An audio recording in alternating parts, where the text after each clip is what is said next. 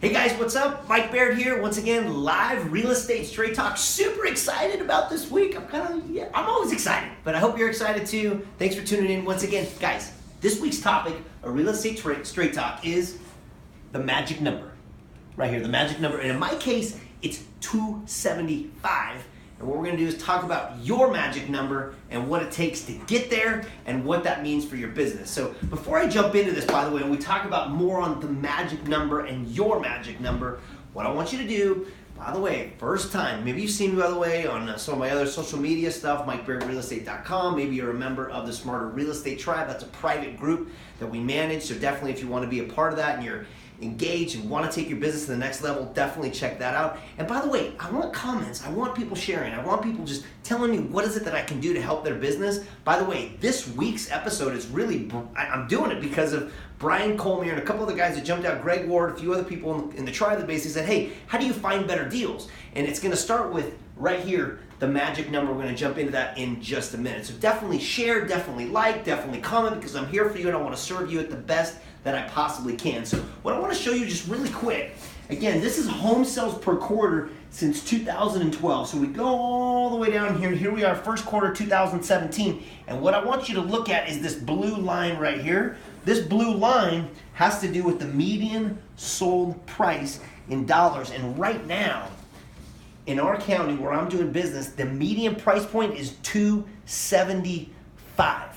That's my number. We've talked about it in the past as to why I want to know what that median sales price is, because that's really going to drive all of the finding that we're doing. We're going to jump into this in a bit.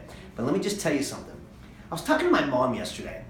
It's Mother's Day, it was her birthday, and I talked about my kids. And I said, you know what, I got 6 kids, so we're always busy, we're crazy, we're running around. It's gymnastics, and it's soccer, and it's ballet, and it's all this sort of stuff that's going on. And I'm always asking myself the question, how can I be more efficient? How can I be more efficient with my time, with their time, and make sure that we're just maximizing every possible moment that we can together, and make sure that their time is being spent at the best it can possibly be.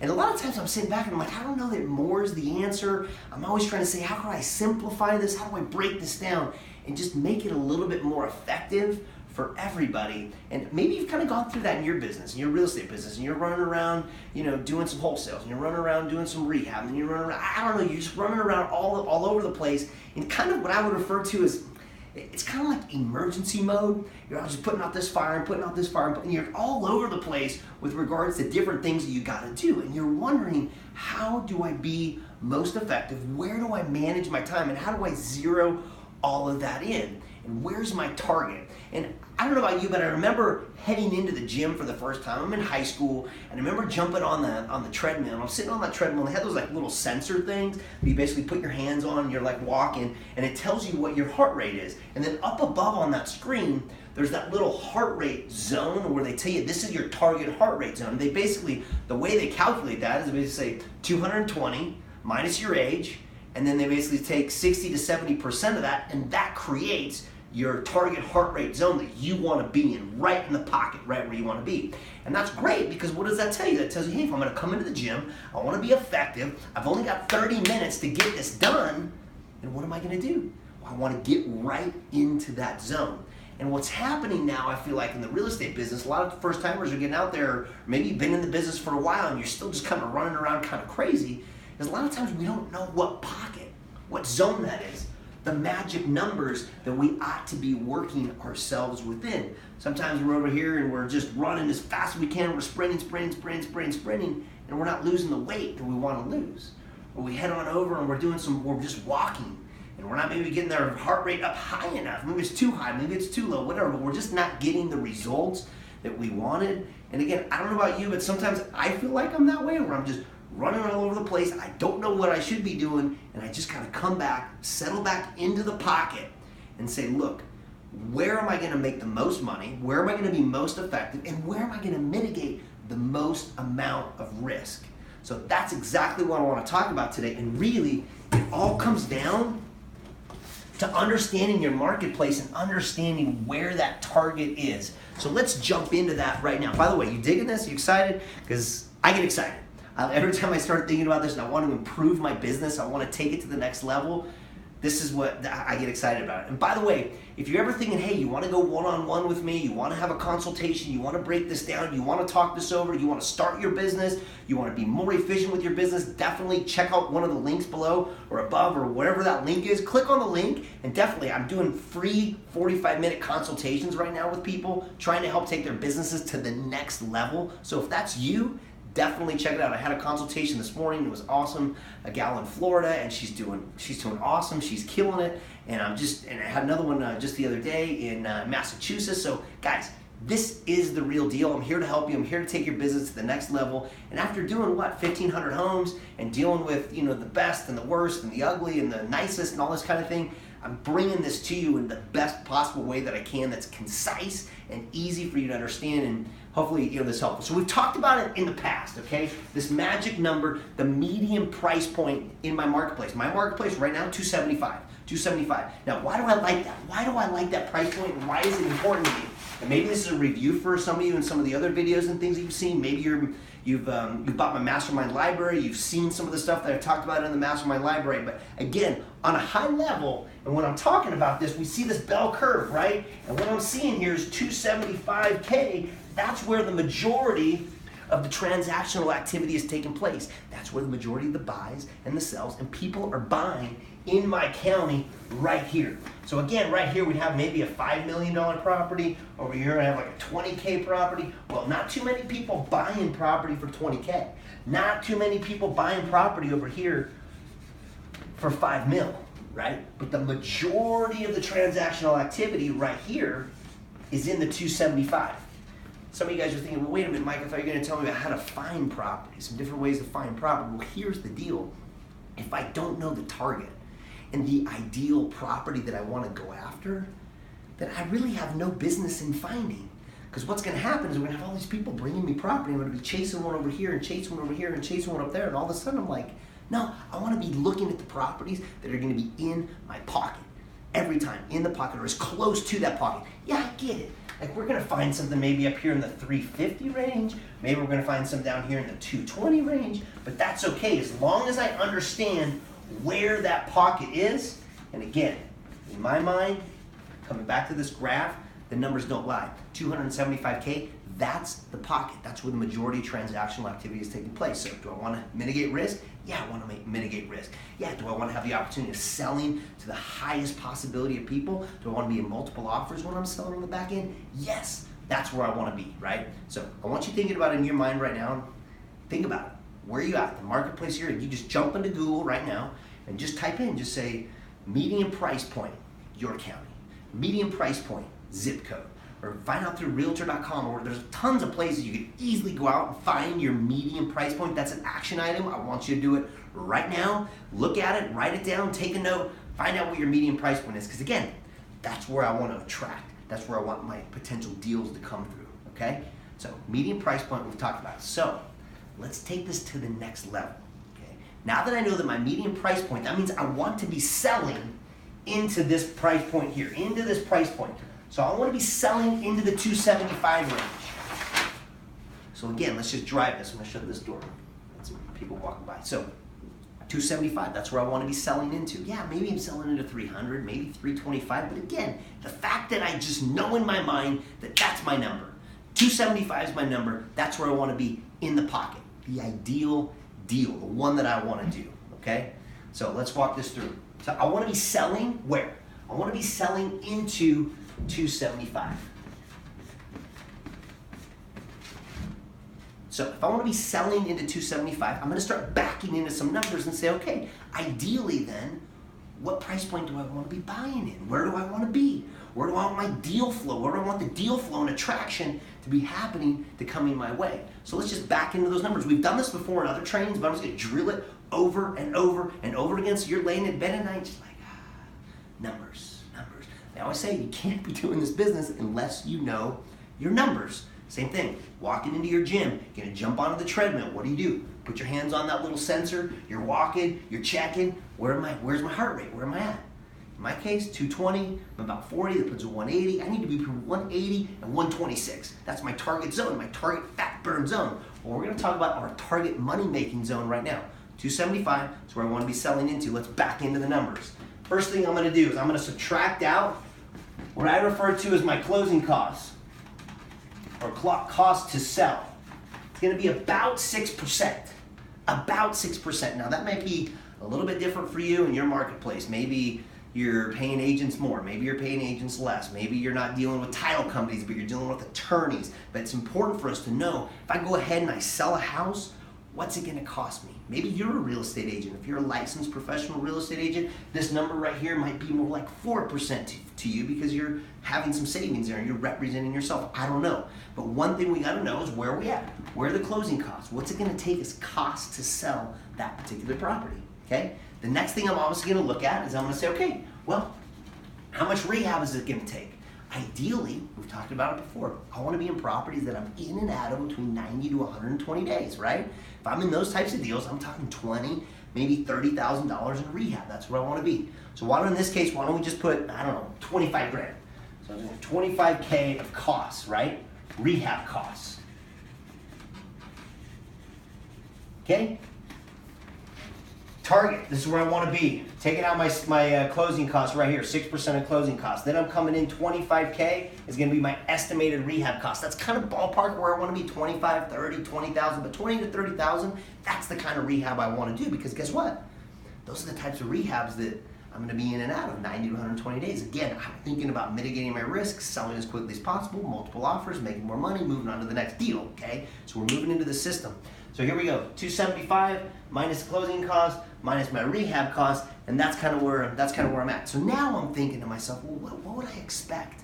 What would I expect to make on something like this?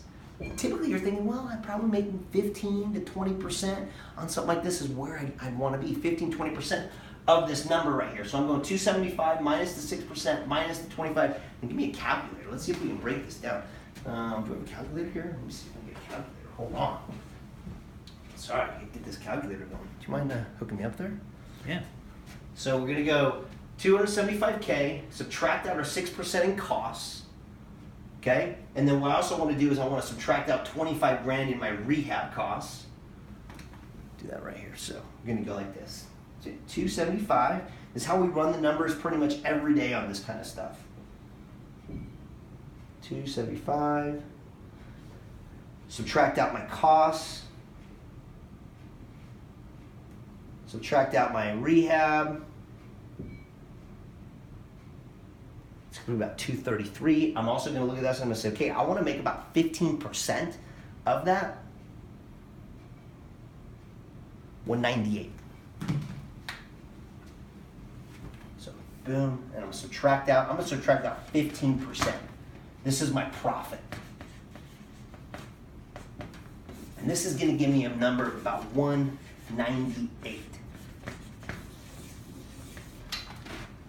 So we're talking about this target zone, right? Where do I want to be? How am I going to work it out? Well, I'm thinking, okay, I want to sell into the 275 range. I'm going to have 6% in closing costs coming out. I'm going to put about $25,000 of rehab into it. I want to make about a 15% profit on what I'm doing here. So I'm looking at 198-ish is what my offer price is going to be, okay? So that's where I'm backing into these numbers really quick and saying what do we have. So if you have questions on this, definitely shoot me a message or whatever, but I think it's pretty simple. We're subtracting out 6% of closing costs, we're taking out our 25,000 in rehab, and we're subtracting out our 15% in profit, okay? And that gives me about 198,000. When I say 15% of profit, I'm taking 15% of my cash, the cash that I have in on the deal, taking that out, okay? So 198, that's my pocket, that's my zone, that's where I wanna be. So now we're thinking to myself, okay, now I know my median price point's 275. That means I gotta probably be buying in that 200,000 range, maybe 180, maybe 210, 205, but ideally that's kind of where I wanna be, okay? So now, what we can do, now that I just have that established, I can say that's the pocket, guess what I can do? All of a sudden, I can turn something on. Boom, I can turn something on, and what I'm gonna turn on is my finding.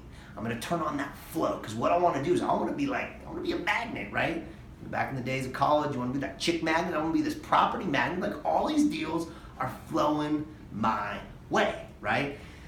here's the deal. We got a lot of people out there that are also worried about how about deal flow? How do I create more deal flow? But all of a sudden they have somebody call them or whatever, and they're looking at a deal for $500,000. Then they're looking at a deal for $600,000. Then they're looking at another deal here for $20,000 or $30,000 or $50,000. All of a sudden they're running around and they're not working within that fat burn zone. They're not working within that zone in which, hey, this is where I want to be most effective, mitigate the most risk, make the most money, have the most multiple offers, and basically profit more in this business, all right? So before I even like to think about or start contemplating my deal flow and how I'm gonna be a magnet for deals, I wanna start thinking about the types of the price point that I basically wanna be in, so I'm not running around and all over the place, okay? Does that make sense? Are you picking up what I'm saying? Because definitely, if you have a question, give it to me in the comments or something like that. So again, 275, and ideally, I like to be buying in the 200 range. I like to be buying in the 180 range, 210 range. That's ideally where I'd like to be. Now, here's the beautiful thing. We've talked about this in the past. I just want to sprinkle on it just a little bit right now too. Everyone knows I'm a huge fan of creating a really good, solid wholesale business, which means I'm going to go out there and I'm going to sell to other investors. And again, you have a question on this, you want to go one-on-one with me, you want to do a consultation, definitely click on the link below. Let's do a one-on-one. We can do a consultation. We can talk about it. If you want to check out my video library, you can definitely check that out as well. But we talk about this wholesale. I believe every business, every real estate investor ought to have a healthy wholesale side of their business. It ought to be there. It's good for cash flow. It's kind of like, my kids are running around on their bikes. We got that little oil. You got to put the oil on the chain. It's the same thing. That wholesale business puts that oil right there on the chain and just keeps everything just kind of moving a little bit better. You're seeing more deals and that's happening. So now let me ask you something too. As this entire thing works, as it relates to the wholesale business, is it harder or easier to wholesale a $500,000 property? Or a $600,000 property, $1 million property? It's a lot harder, right? How many investors are out there also looking to do business in the pocket? In the pocket, yeah, it's easier, right? So if I am gonna be engaged in the wholesale side of the business, I wanna be wholesaling in this pocket. I wanna be wholesaling in this pocket. People bring me deals all the time. They're like, Mike, got an unbelievable deal here. Problem is, it's hard to wholesale. It's hard to pass on because there's just not many investors doing deals in that price point. So again, think of the pocket. Stay in the pocket. Stay in that target zone. You're running around. Okay, here I am. I want to get in that zone. Okay, so now that we've established that, we can actually talk about deal flow. Talked a lot about it in previous stuff. Talk a lot about it in some of my training videos and stuff. I talk about this every day in the consultations. Let's talk about it right now. Deal flow. Number one thing on deal flow, today's market, multiple listing sickness. Get off of it. Too many people waking up in their PJs, multiple listing sickness. They're trying to find a deal. They're chasing deals. They're not chasing the real estate. They're chasing deals. They're not chasing the relationships. I always tell people over and over and over again, chase the relationships behind the deals, right? And quit chasing those deals, right? Because you're just going to run all the way around. So let's talk about some specific finding sources, some things that I'm doing right now today that are bringing deals to me that are a little bit outside of the box. And I want you to, again, is there just one that works? No, there's not just going to be one thing that works. We're going to use multiple sources, multiple deal sources in order to do that. I want you to think about the fisherman that's out in the middle of the ocean, right? And the one guy that just has one line out there, what are his chances of catching a fish? Versus the guy over there a mile away and he's got a huge net. He's cast that net and he's just trudging that sucker right along. Who's going to catch more fish? Because people are always coming to me like, what's the best way? What is the number one best way? It's like, cool, I got that line, and I got that net. And I want to capture as much as I possibly can within that target zone, right? Those are the ones I'm going to go after. Let's talk about the finding thing on a high level. Recognize that all good deals are going to come to you because of one thing.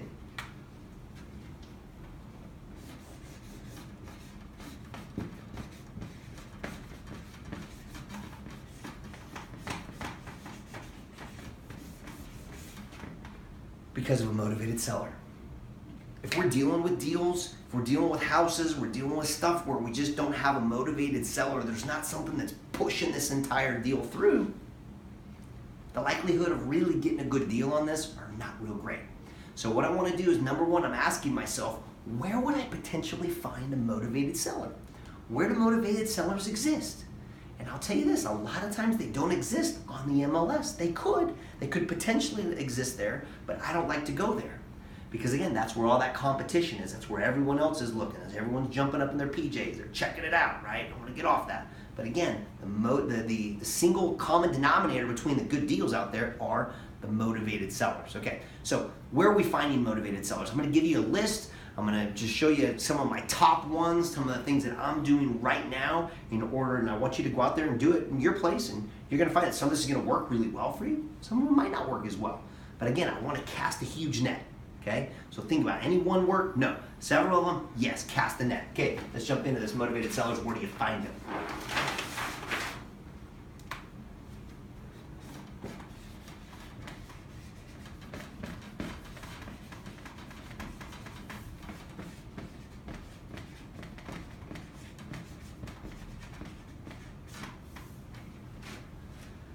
There's been a recent death.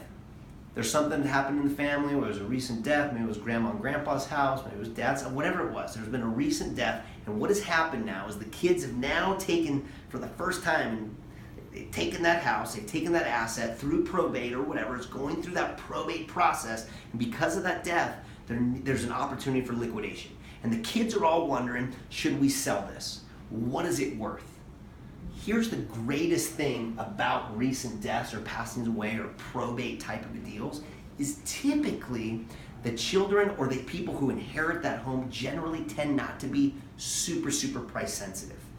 And frankly, they tend to be very rehab averse, where they don't want to get in there. They're not super excited about doing all this rehab, right? Yeah, it's been a great house for them. There's been a lot of great memories there. They grew up there, whatever it may be, and they love that. And they want to make sure that that house is going to go to somebody that's great, that's going to take care of them, that's going to take care of the house, give them a fair price, and really treat that home the way it ought to be treated with the due respect that it should. So again, passing away, a death, something like that, kids are to the point where maybe they're not super price sensitive. They really just want it to go in the right hands. They want to be able to get the money out of it and be able to move forward with some of the things that they need to take care of. So again, that's the first thing, right? Think motivation. Think kids are out of town. Kids are just coming into the house. They don't really want to have to deal with it. Yeah, there's great memories there, but they really want to make sure that it's handled the right way. So again, that's probably one of the best ways to do it, okay? Number two.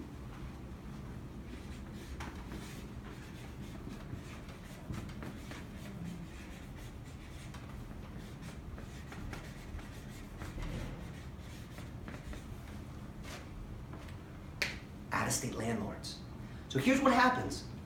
Somebody gets this great idea that they're going to own real estate. It's a great idea, long-term cash flow. They live in California. The asset's in another state, wherever, super far away, 700 miles away, 1,000 miles away, whatever. And what happens is every once in a while there's an issue. There's an eviction, they don't collect rent, there's some sort of a turnover that takes place, but these out-of-state homeowners tend to be somewhat delinquent. They tend to be somewhat delinquent, and when they're delinquent, there's opportunity to help them. Why? Because they're motivated, right? They don't know that they really want to continue to manage this asset. They live in a completely different state. They don't know that they really want to have to deal with it anymore. Is it really worth it? We thought it was a good idea, but maybe it's not. It's not providing the cash flow we want. Or hey, guess what? We've had it for 15 or 20 years, and there's been a little bit of appreciation that's taken place. We want to capture that appreciation, and we're okay. Maybe selling it a little bit of a discount because of where we're at. All right. So, out-of-state landlords is huge. Now, again, guys, by the way, if you have comments on this, the reason I'm doing this right now is because a couple of guys reached out. Greg Ward, you reached out. You said you wanted to hear this. Brian Coleman, you wanted to check this out. Got other people asking me, hey, how do we find deals? Deal flow, deal flow. It's the lifeblood of this business. Okay. So we get recent death passing away. Out-of-state landlords, two of the top ones that we basically use in order to attract the right type of properties. Now, let me go through one right here.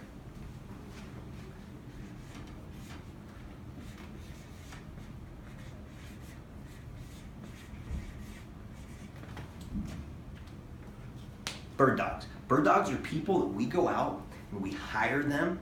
We hire them to drive around to find properties, and we hire them to go and do this. Find, shoot, right over here.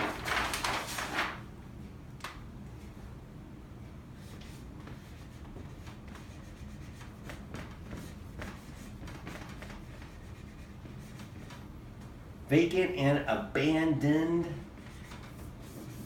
property. So whether you yourself want to do this at the beginning or whether you want to hire people to come in, but essentially all we're doing is we're driving around and we're looking for vacant, abandoned, rundown houses. They're easy to spot. Weeds are this high. Newspapers, there's like 15 newspapers. There's mail. The flyers come by that the landscapers leave or that the local community leaves or whatever. They put them on the front doorstep. You just drive them, you can see them a mile away. You drive them, you see them, you find them, you get out of the car, you knock the door of the neighbor, the other neighbor, you call your title company up, say, hey, I want to know who this owner is. How do I track them down? You start to get to know these people, try to find out what it is. So vacant, abandoned property. I know a lot of people, it's like, that just doesn't, I don't know, it just doesn't seem, it's not just like sexy enough, you know? It's not like, ugh, there's not enough sizzle in that for me, you know? But the reality of it is the best deals I've ever done and the best deals that my students have ever done is right here. Because these people are motivated, it's a problem, it's sitting there, they don't know what to do, they're embarrassed because they don't want to call a realtor up, they don't want to put it on the MLS, they want to have to deal with all that, they're just thinking in their minds like, I just got to get rid of this thing, get it out of my mind, right? So we've gone over the first 2, 3, here they are. Let me give you a couple more, by the way. Sure, foreclosure list is another one.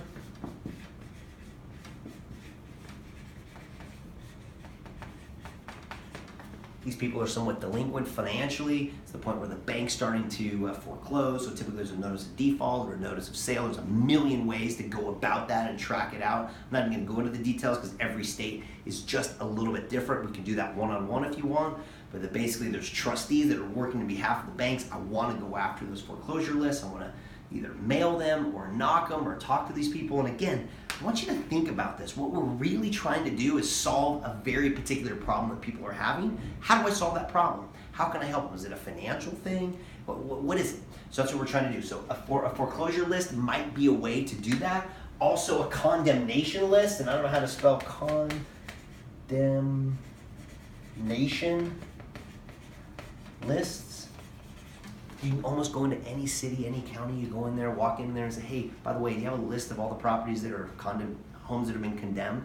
I want to see that list. Can I go knock on those doors, find out what the owners are, what's happening? Think about it. Where's the motivation in something like that? Okay? There's motivation there. And then here's the last one that everyone thinks shouldn't be the truth, but it is the truth, and it's this.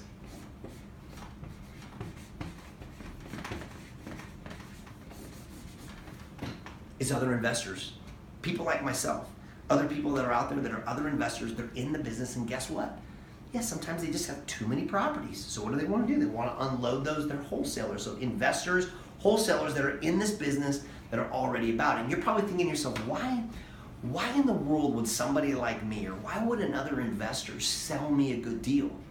Let me tell you, it happens all the time, multiple times a day throughout the week. I'm getting calls all the time from other investors like, hey, I just don't want to do this deal. And I love those relationships, and we take care of each other in each one of those deals. It might be because the money situation just isn't quite right. It might be a situation where, guess what? Like they have too many homes that they're in the middle of rehabbing, and they don't want all of those rehabs going on at the same time. There's a ton of reasons for it. If I could actually give you the number one that I love, it's this right here.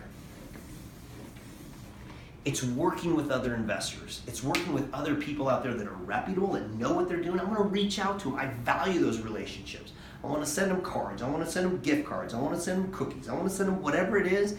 I want to make sure that my relationships are right with those investors. So let's have a quick wrap, okay? Coming back, think target zone. What's my magic number? In my market, 275. I want to work into that. I want to back into that number right around 200. Ideally, I'd like to be buying in that pocket, in that $200,000 price range. If it's a little higher, a little bit above, that's okay, right? But that's what I want to know. Why is this helpful? I know my target because when these deals start to come, an investor calls, an agent calls, there's a list that I look at, and all this kind of thing, I want to narrow it down into that target, into that pocket. That's where I want to be. That's majority of transactional activity is taking place, okay? That's where I want to be. And then I'm thinking out of the box. I'm not thinking MLS. I'm not thinking where everyone else is going. I'm thinking to myself, where's the motivated seller? Where does the motivated seller exist that I can help solve that problem? Hopefully, I've highlighted some of those. We got the condemnation list. We got some of the foreclosure lists. We got other bird dogs. We got investors. We're working with out-of-state landlords. We're working with a potential recent death, kids that have now inherited the property. These are the types of things that I want to be thinking through and working and doing this way. So guys, this is it. This is it in terms of the finding, the pocket that I want to be, and now we just got to go out and execute. So the way I see it right now, you guys, a lot of you are like, maybe you're blown away and you're excited about it, you want to get involved, great, go get it. If you feel like you want some additional training, you want to go one-on-one with me, definitely, again, click on the link and we'll go one-on-one, do a 45-minute session together. Happy to break it down, talk about your specific niche, your specific market, what we can do to really just make that explode for you.